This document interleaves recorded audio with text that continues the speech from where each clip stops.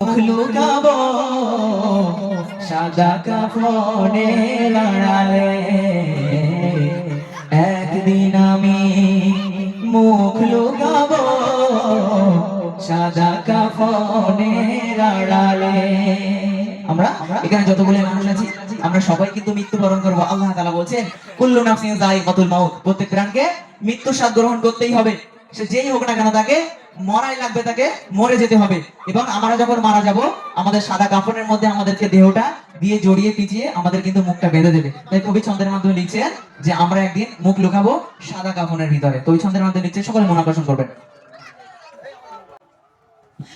একদিন আমি মুখ লুকাবো সাদা কাফনের আড়ালে, একদিন আমি মুখ লুকাবো সাদা কাফনের আড়ালে, একদিন আমি মুখ লুকাবো সাদা কাফনের আড়ালে। আসবো না আর ফিরে দেবো, আসবো না আর ফিরে দেবো নয়ন বাড়ি ঝরালে,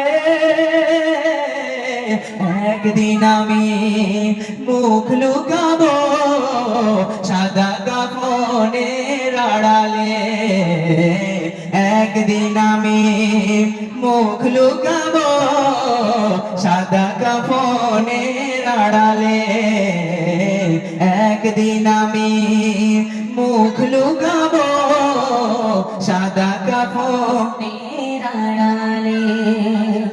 আমার মৃত্যুর খবর শুনে হয়তো কাঁদবে পাড়ার লোকজন, কেঁদে কেঁদে বুক ভাসাবে, কেঁদে কেঁদে বুক ভাসাবে, বিদায় দেবে যারা আপন।